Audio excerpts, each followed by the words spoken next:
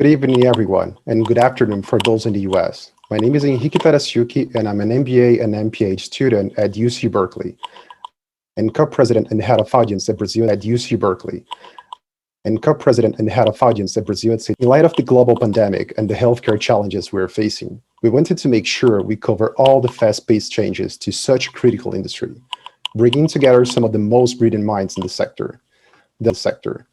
The objective of this panel is in consumer-led healthcare, addressing the case studies of Cedar and other fast-growing patient platforms.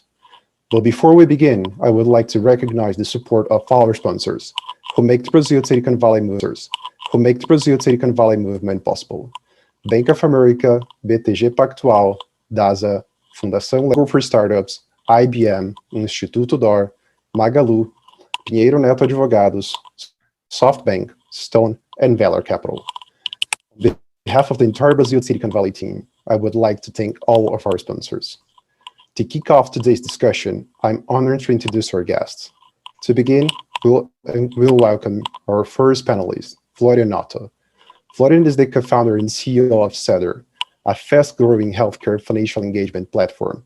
Before founding Cedar, Florian was an executive at ZocDoc, where he led the commercial adoption of the platform. Florian also founded a daily deal e-commerce company in Brazil, Clube Urbano, that was eventually acquired by Groupon. After the acquisition, he became Chief Executive Officer of Groupon Brazil. Florian began his business career as a strategy consultant at McKinsey & Company within their healthcare practice. Florian holds an MD, DDS, and PhD from the University of Freiburg, Germany. Florian, thanks so much for joining us today. Now, as our second panelist, we welcome Kareem Zaki. Kareem is a general partner at Thrive Capital, a New York premier-based venture capital firm, as well as co-founder and board member of Cedar. He's an investor in several successful technology companies, such as Lemonade, Affirm, and Robinhood. Kareem also sits on the board of many healthcare companies, such as Oscar Health, Neva, and Scope. Before joining Thrive, he was an investor at Blackstone. Kareem graduated in economics and healthcare policy from Harvard University. Thanks so much for being with us, Kareem. And also, I would like to introduce our moderator for this panel. We'll welcome Manoela Mitchell. Manuela is the co-founder and CEO of Pipo Saúde, a fast-growing Brazilian startup helping many companies to manage their health insurance plans. Recently, they raised one of the largest Series A rounds in the history of Latin America, led by Thrive Capital and Kareem. Before launching Pipo, Manuela was an investor at Actis and before Temasek. Manuela graduated from the School of Economics and Management on the University of São Paulo. Manuela, thanks for joining us today. As a quick reminder, at the end of the panel, we'll have a Q&A session, so feel free to send questions either for the panelists or for the moderator. Without further ado, I'll send it over to you, Manuela. The floor is yours. Thank you, Henrique.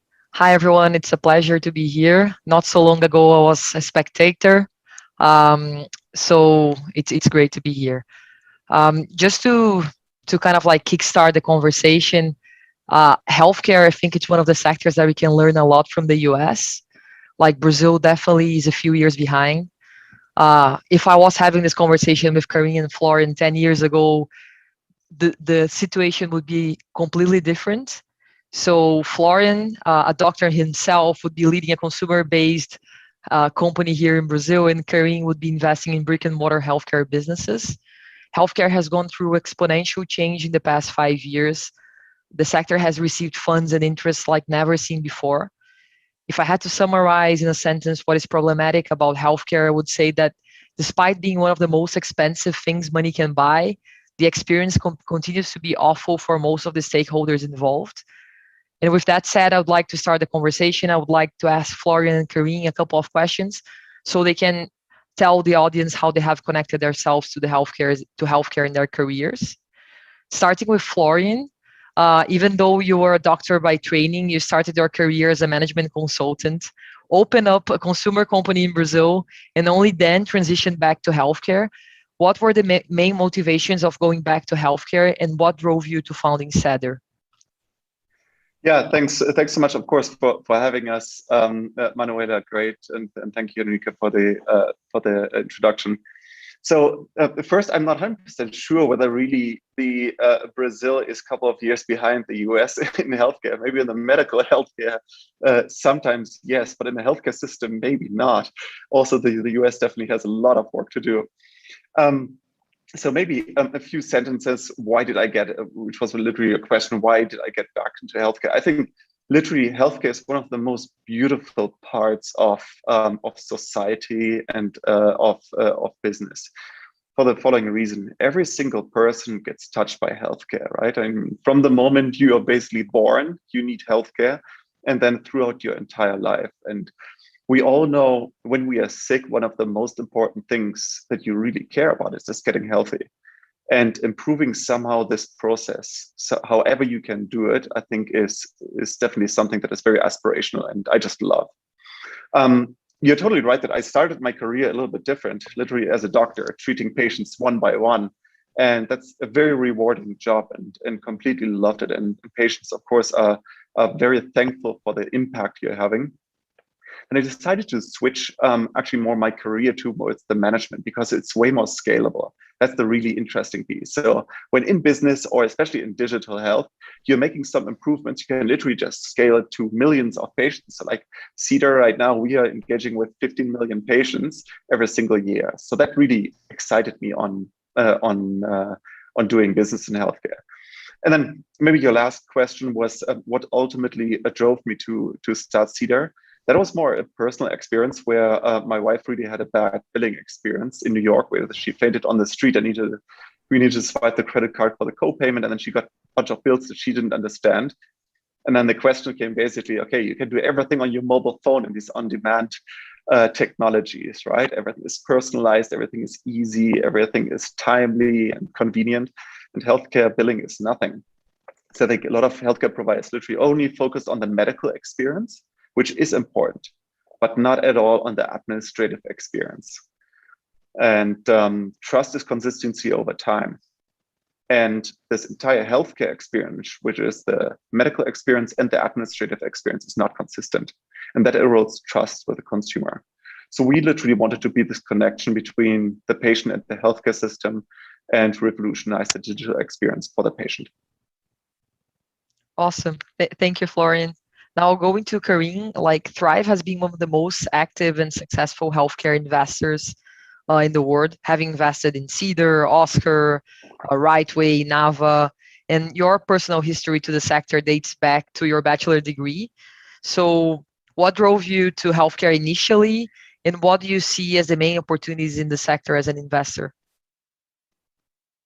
Of course. Thank you, Manuel, and thank everyone for having me. You opened by saying there's some things that you could learn from the US. I hope the one thing, building on Florian's point, is not to learn how to be as expensive as the US. We tend to be very expensive, but there are a lot of innovative things, and a lot of things that we're seeing that makes me really optimistic. And it's awesome to see the same energy and enthusiasm and dedication in Brazil. And I'm super excited to be a part of the community down there. For my story to healthcare, I grew up thinking I was going to be a doctor, was actually applying to medical school, and was very much on that journey. And up until that point, I always thought that healthcare was the doctor and the patient, and that's kind of what it was. And I started to appreciate in the US, we started having these big changes, something called the Accountable Care Act. They also called it Obamacare because Obama was just the president at the time. And so I started to learn a lot more about it and study a bit about it, and just started to realize that healthcare was so much more than just the doctor and the patient interaction. And in some respects, it's actually a small part of healthcare. So I think less than 20 cents of every dollar actually goes to doctors, and the 80% plus goes to everything else. And so as I started to realize that, I actually wanted to learn about the business side of healthcare before becoming a doctor. And so I deferred that decision and went and worked on the private equity side at Blackstone, because I thought, oh, the big firms and the big companies will have it figured out. And when I went and spent time at the boards of some of these big companies, they were doing good things, but it was so clear that they didn't have it figured out. And it was clear that to fix what we needed in healthcare, it was going to have to be from innovation from the ground up. And I got really excited about the innovation happening, and made the transition to Thrive. And to your point on, where are the opportunities? I mean, it's hard to pick, because I feel the entire industry is going to change. It has to. You pick an industry that's expensive as healthcare that has as bad of patient or consumer experiences that healthcare has. It just doesn't exist, and it's not sustainable. And as we look at it today, we've just seen very little innovation in the space, lack of competition, and a lot of frustration, both on the people who are paying for healthcare and the people who are using healthcare. And so in my mind, it's really hard to imagine a world where as we look a couple decades from now, that not every single aspect of healthcare will have to have evolved and changed. And in some cases, we'll see that some of the incumbents are able to extend and grow and push forward and move. But a lot of it's going to look very different going forward. And the reality, as we've seen with every industry, is that a lot of times it's the new, nimble, upstart players who are able to drive a lot of that change. And some few people make it across these big moments. But as we've seen with the internet and technology changing every industry, healthcare dramatically needs it, because I've never seen a bigger disconnect between the cost of services and the value that everyone's kind of receiving throughout the value chain. Thank you, Kareem. I think going back to Florian, like when I first met you, Florian, I remember you said Cedar is one of the few healthcare unicorns that has not been copied elsewhere. Like what problem exactly is Cedar trying to solve, and why do you think it hasn't been copied like in a place like Brazil, for instance? Yeah, I mean, so maybe it has been copied, but probably not successfully. So I think the very interesting piece on healthcare is just, you're very dependent on the entire system. So in healthcare, the crazy thing is sometimes you do something that makes completely sense for the consumer. It makes completely intellectual sense. And it still fails because the incentives of the system is basically completely against that. So the problem basically that Cedar is trying to solve, I think our very, very long-term vision maybe is, I would say, relevant almost everywhere, which is this engagement of the consumer. And the healthcare system right now is completely not digitalized, and everything is in person.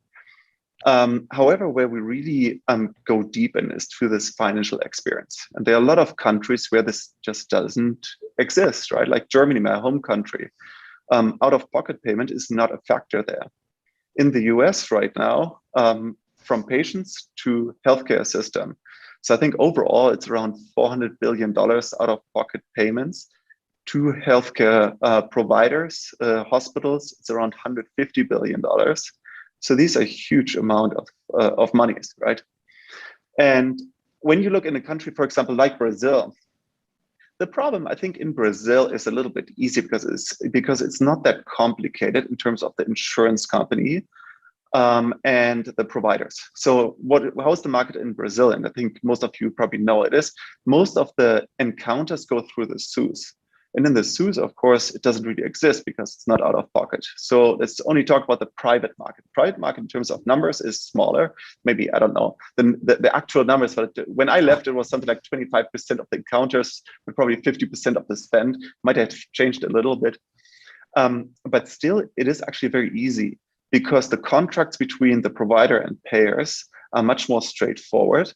And what you pay is also much more straightforward. There are some co-payments, but not this convolute of deductible co-insurance that really drives, I think, this obscure system in the US. Yeah, it makes sense. Kareem, as an investor and co-founder of multiple healthcare businesses, you invested in a wide variety of business models, ranging from a tech-enabled broker to a healthcare plan. Like, do you see a common denominator in all those businesses are trying to solve? Yeah, I think there's a few themes that we're just seeing push through on healthcare broadly. I think to build on Florian a little bit, one of the most important we view is actually empowering the consumer or the patient for really the first time.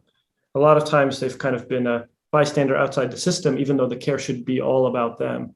And a big part is actually driving empowerment. They haven't been empowered to make decisions. They don't know what things cost. They don't know how to access the right doctors. They aren't supported in their healthcare journey. And as we've seen with other industries, whether it's banking or real estate or even travel booking, as you start to empower the consumer is able to find value. Turns out we're pretty smart. spending our money when people give us the right tools and the right insights. And that just hasn't happened in healthcare. And so finding ways to kind of align that value proposition, as Cedar is so wonderfully doing on the patient engagement and financial side, and on the healthcare brokerage, really thinking about how do we engage patients and the employees and the members in a unique way, which you obviously know very well, Manuela. And Oscar was a big part of it as well. Insurance, for the most part in the US, didn't sell to win the patient or the employee. They sold to win the employer. And so they made everything about selling and winning the employer. And they ignored a very important piece, which is how to build a product for the patient. Because a lot of time, the way at least it works in the US, and I know there's some dynamics in Brazil that are similar, the consumer is actually not picking their health plan most of the time. The employer is picking it for them. And so they've been totally ignored in building the product, something that's useful, something that they can engage, something that they can understand. And that's one of the things that Oscar did really well. And part of it was enabled by Obamacare, the Accountable Care Act that I mentioned earlier, which for the first time created a market of individuals who are buying healthcare. And so that's one of the things that's, I think a theme that we're really excited about, that we think is really important for the future, and that where technology can play a big part in. I think a couple other things that we tend to look for, and successful businesses have been a part of, is one, connecting very siloed systems and data. A lot of times to drive this impact, it sits with different physicians and different health systems and different insurance plans, and it's put on the patient to kind of collect all that. And so, companies and products that can start tying those things together to deliver a much more connected and engaged experience, we think is also the future. And a lot of the companies we're part of deliver all those things. And the last thing is usually things that companies that work well in the existing system today, but aligned incentives to grow over time to the future. And part of that is, no matter how great a startup is, it's really hard to move an entire market. And so you need to figure out how you position yourself within the existing market. But at the same time, as you grow more powerful, how do you bend it in the right direction that the market ultimately needs to go, and nudge it and push it that way? And as we see with a lot of our companies, Oscar's a health insurance company, starts insurance, but wants to evolve it over time. Cedar works really well with the existing ways that health systems work with patients, but improves it dramatically and nudges in that direction over time. Similar things with Nava and some of the other companies you mentioned. Awesome. No, thank you, Kareem.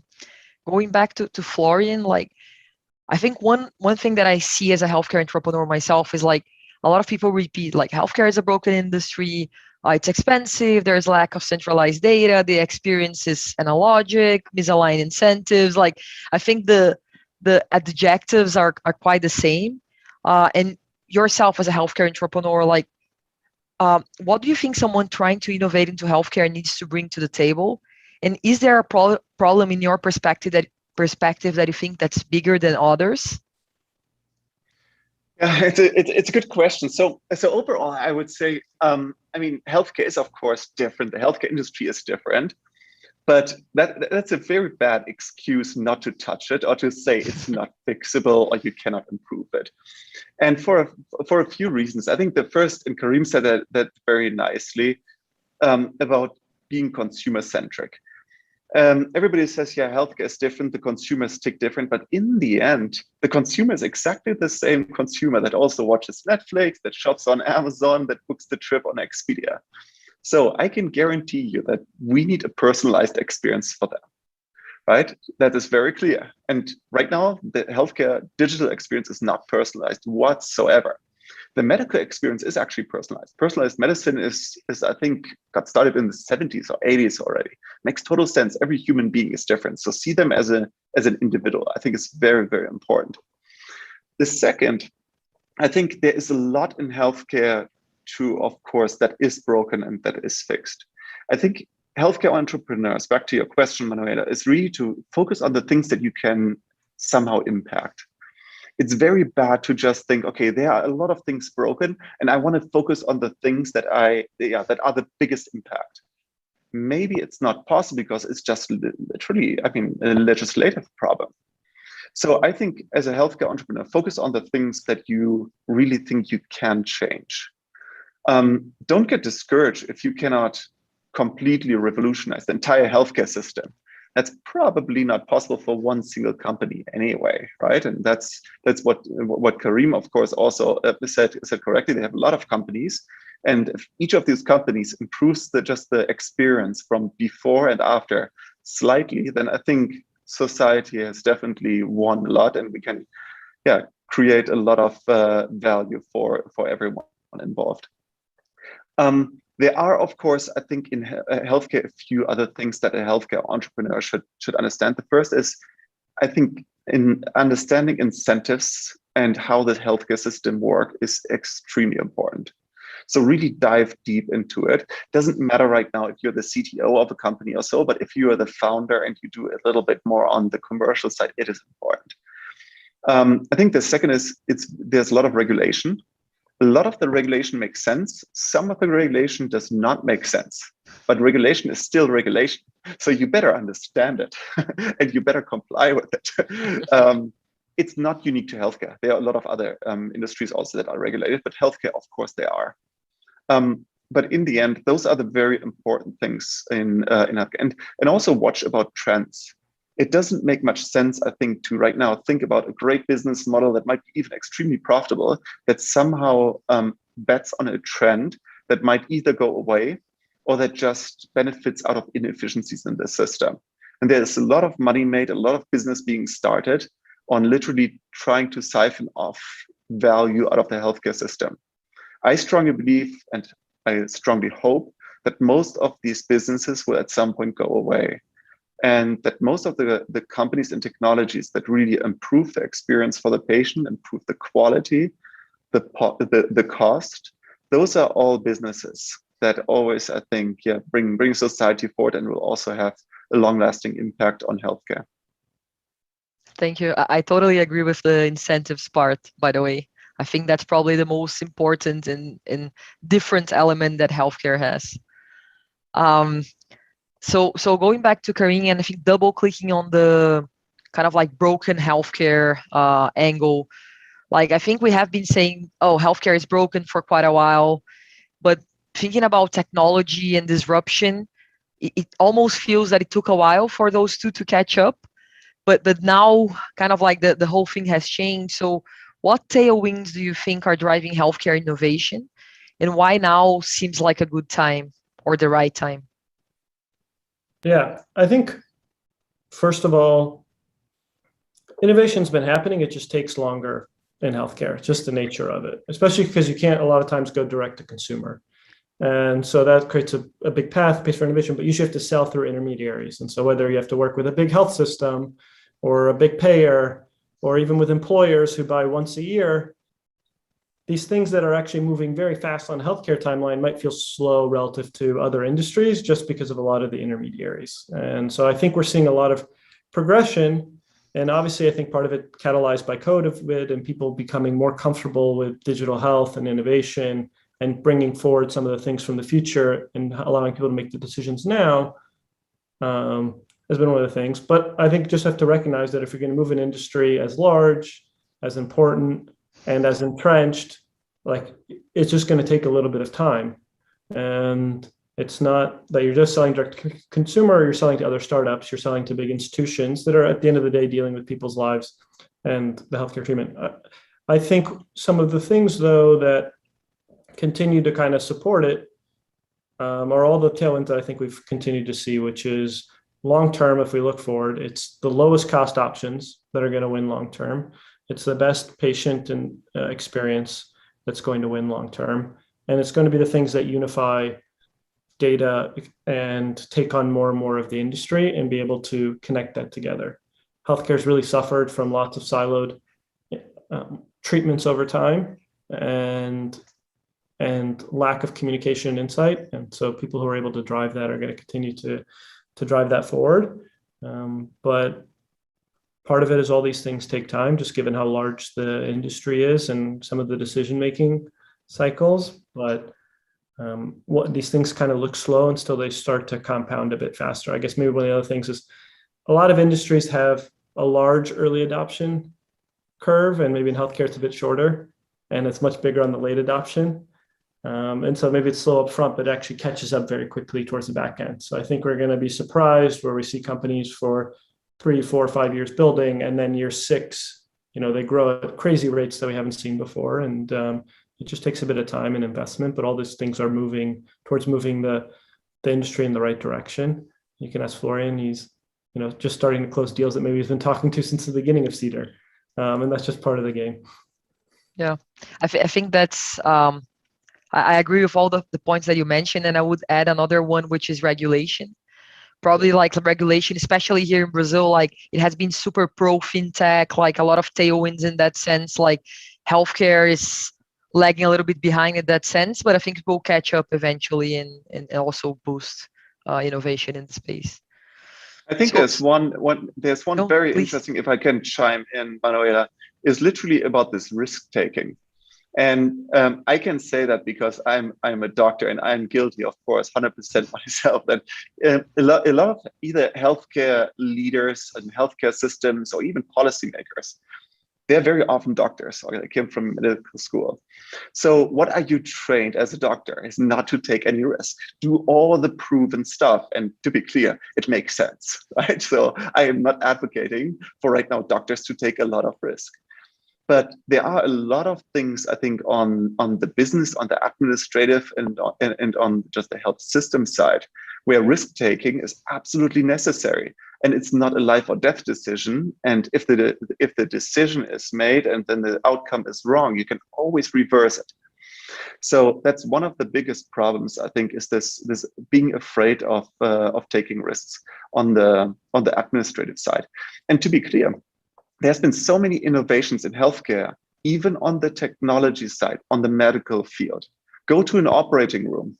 The operating room has, these PET scanners, which are absolutely amazing. You have robotic surgery, you have nuclear medicine. It's really, really cool. And then on the administrative side, you have a fax machine there, and you have a telephone to do a prior authorization, right? Or an antiquated IT system written in months. So it's just a big problem, right? Innovation happens, but it happened way more on the medical side than on the administrative side. Yeah, that makes sense. And I think staying with you, Florian, like, so talking about Cedar more specifically and making it more familiar to the audience here, like when you founded the company in 2016, like the mission was modernizing the medical billing process. The solution has expanded to a larger suite, like ranging from patient booking and appointments to healthcare organizations optimizing their collections. Like several healthcare entrepreneurs face the same challenge, and I'm going to even talk about myself. Like we have multiple stakeholders involved, so it's very hard to do something that's only for the patient. Like you usually go into a wider set of things. And how do you see this complexity of building for multiple parties impacting healthcare businesses? And how did you deal with this throughout your mission, your experience at Cedar? Yeah, you're totally right. Healthcare is difficult and hard, and things take long. And you need to understand on when are you going to the next thing. Because as we mentioned in the very beginning of this panel, you cannot do everything, but you also need to find a balance of not becoming just a point solution and being very limited to what you really offer. So what do we do here at Cedar? So we clearly knew that the connection between the patient and the healthcare system is broken. Period. That's basically what we saw. So we thought, okay, why don't we start right now with the topic that is the most painful for the consumer, which is the patient. And if anybody in the US right now looks on Yelp or Google reviews, you see the #1 problem is billing. We actually saw that the #2 problem was parking space for the healthcare systems. So we didn't decide to go into parking business, but focus on the billing. It's also the most difficult to really get right because there's so much complexity around this, about the coding you need to integrate into these EHR systems. And of course, having right now a stress factor for the patient besides just being sick is very, very bad and also impacts the healing process. So there's an interesting study done that the satisfaction of the patients right at discharge and then 60 days out drops by 30%. What happens in between? It's only the billing, right?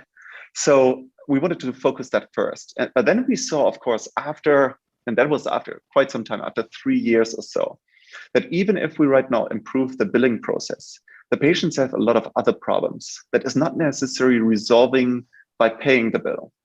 That is, for example, the insurance information lapsed.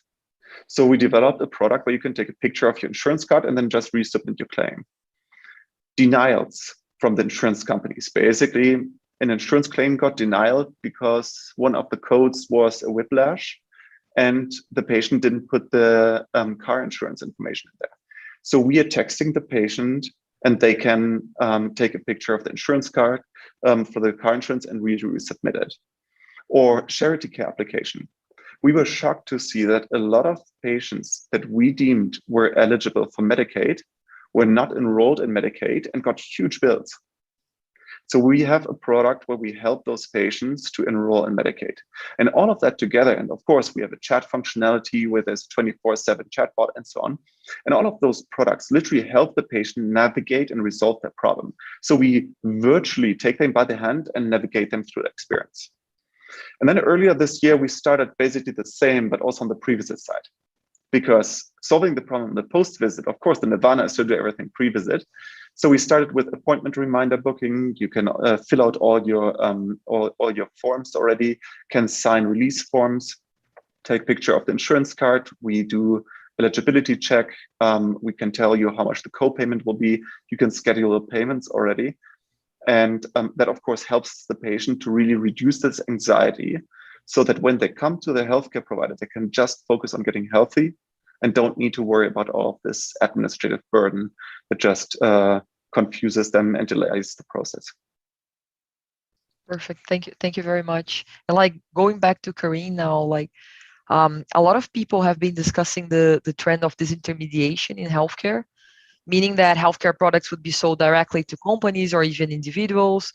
As an investor, both in healthcare products and healthcare channels, like why do you see both coexisting and how do they bring complementary value to the table? Yeah, talk a little about the US, and I think some of this translates to Brazil. I mean, the important thing is to follow where the dollars are coming from and where they're being spent. And in the US, 90% of the dollars go through the main channels, basically the insurance company through the employer, and 10% goes to direct. But even a big part of that still is captured by insurance through our own individual market. And so if 90 to 95% of all dollars have to work through one of these channels, it's really hard to totally ignore those channels. Because if you're an employee and your employer is already spending $15,000 a year to put your family on a health plan, to say, ignore that completely, don't go through your insurance, don't work on your insurance or those, and go directly to a new offering and pay directly out of pocket, that's just a really high bar.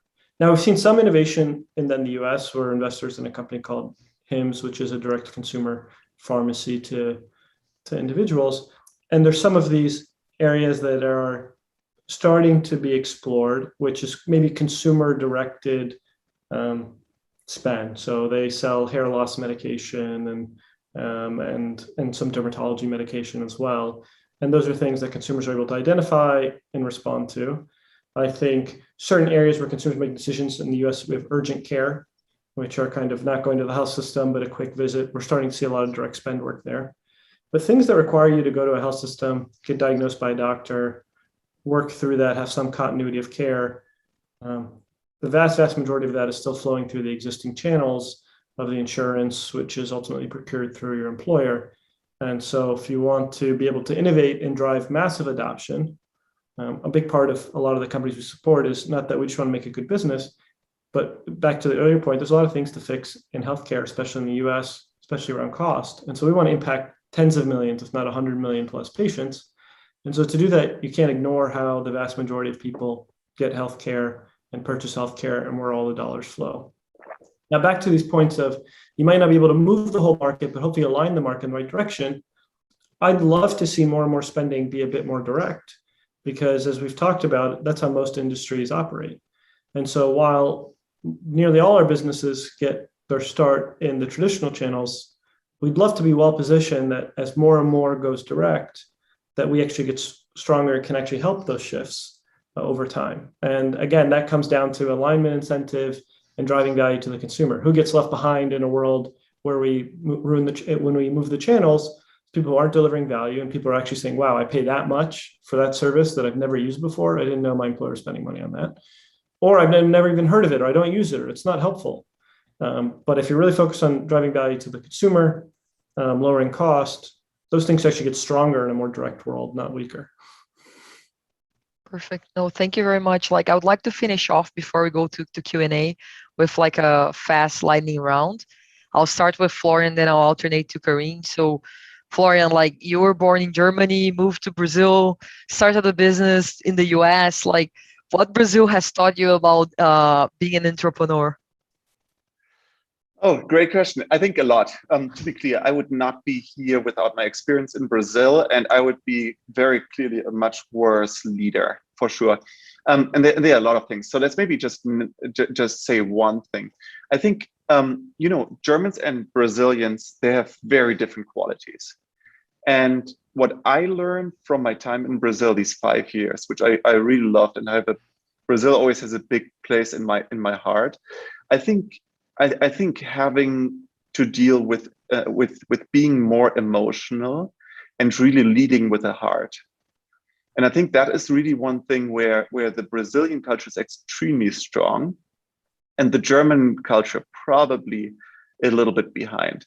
So that's definitely one thing I would say I learned throughout these 5 years.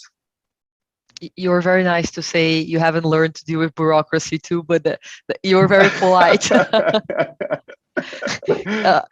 Kareem, as an investor, what are the key 3 items you will look for in a healthcare company before making an investment? Obviously, team.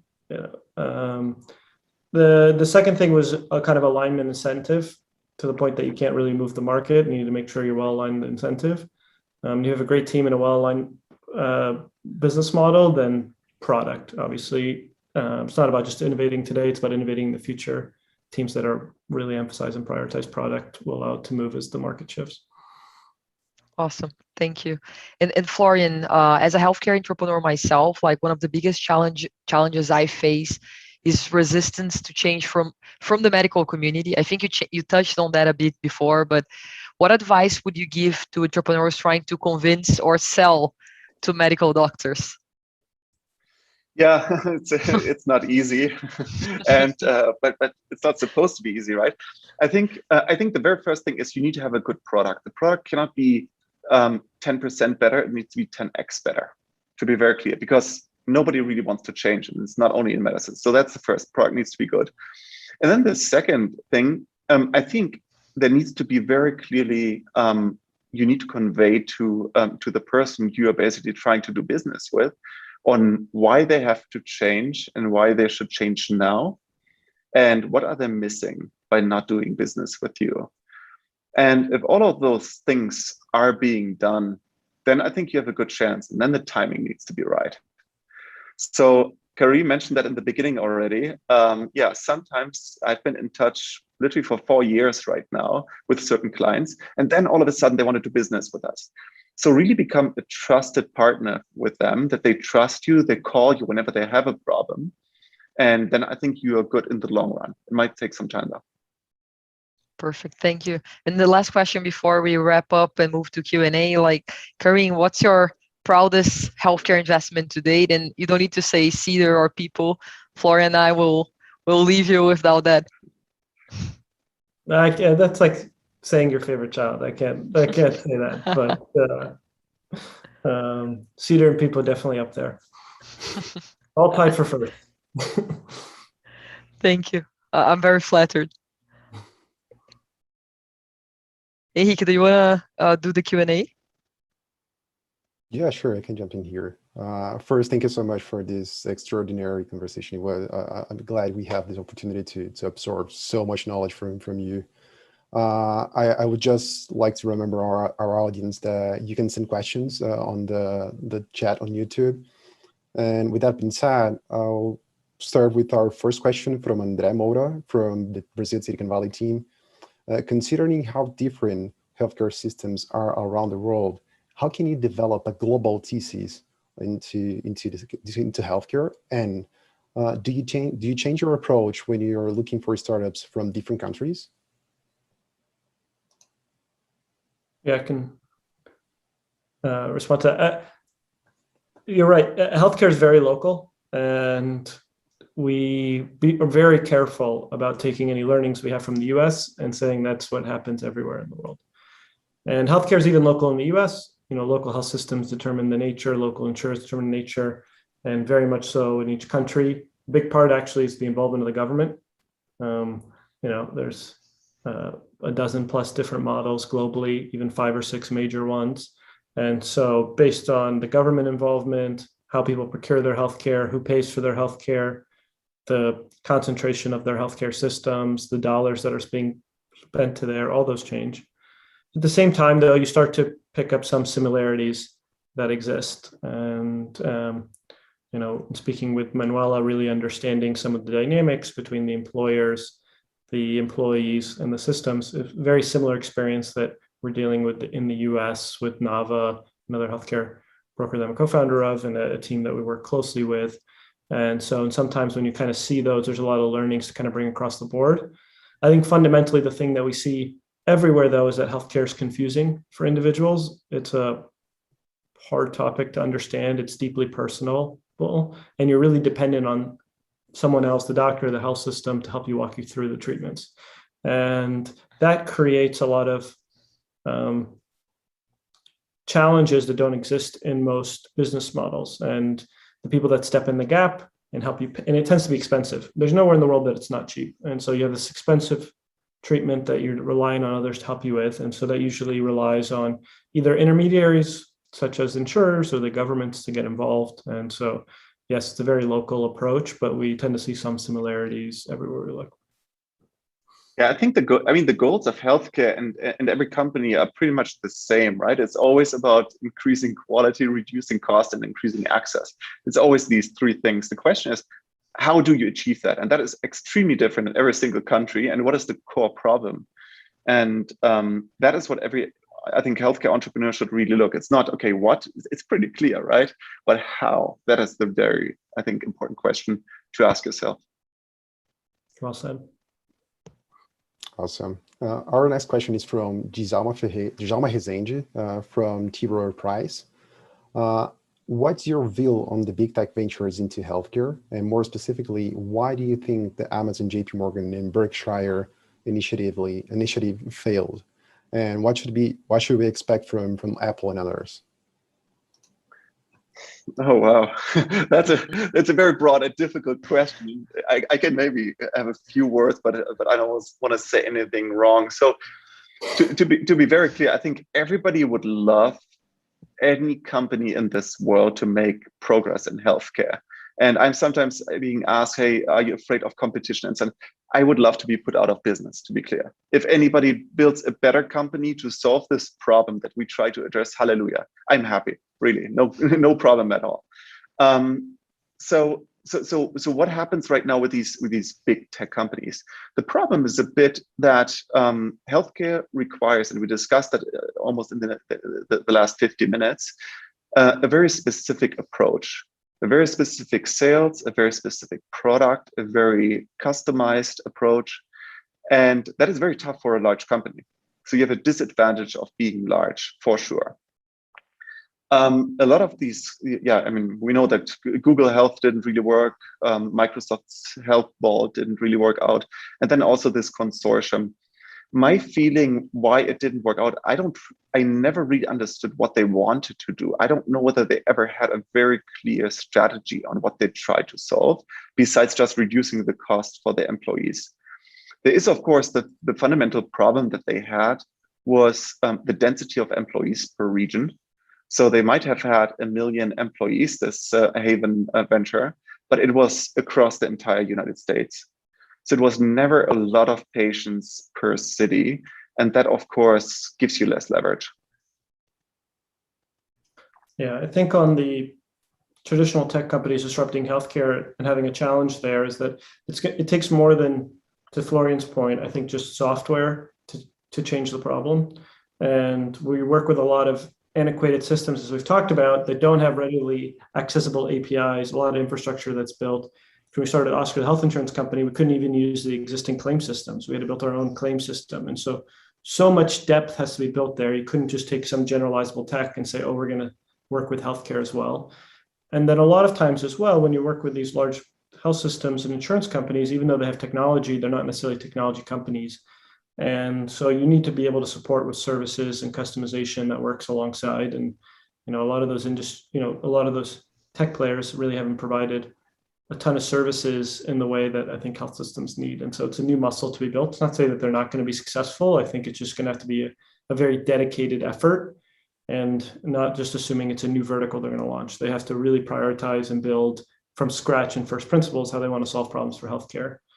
And then on the Amazon, JP Morgan, Berkshire, I think Florian's point on kind of defining the outcome was an important thing. I think a bigger thing is it's hard to change things in one big company. I think bringing 3 big companies together is a really hard thing to do. Great. So our next question is from Bruno Yoshimura, general partner at 1VC. Florian, you have been an entrepreneur in Brazil and the US. What Brazilian policymakers or the government can do to help healthcare startups thrive here? What can we learn from the US? Yeah, I think there of course are a lot of things. I think the first is to have very clear regulations. Regulations per se are not the worst, but it needs to be very clear. And if it's not clear, it scares of course everybody away, and that is not very good. I think that's the first thing. The second thing, if you really want to have impact in Brazil, you somehow need to open up the SUS for private companies to really do business with them, especially of course on the digital side. It is extremely difficult, I think, for every company to do business with the SUS, especially if you're right now a small startup wanting to innovate. And if I was a regulator, I definitely would start on that. Having very clear rules, how can we foster somehow change in the SUS? Because that's still majority of the patient. And I think every entrepreneur wants to impact as many patients as possible. So if you ignore the SUS, it's definitely not the best way to encourage people to go into healthcare.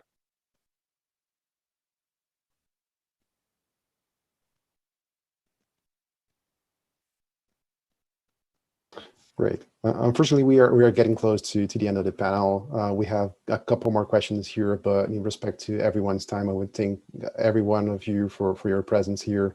Kareem, Florian, and Manuela, thanks so much for this rich and deep discussion. It was really helpful for everyone here. Thank you so much. It was great. Yeah. Thank you. Really appreciate it. This was fun. I would also like to thank our audience tonight. I hope this panel was insightful and inspiring for all of you. And last, I would like to thank our sponsors once again for their support. This event would definitely not be possible without you. And finally, I would like to remember our audience that our next panel with João Moreira Salles and Fernanda Camargo to talk about how Brazilians perceive Amazon is starting in a few minutes. So hold with us for another phenomenal panel. See you soon. Thank you.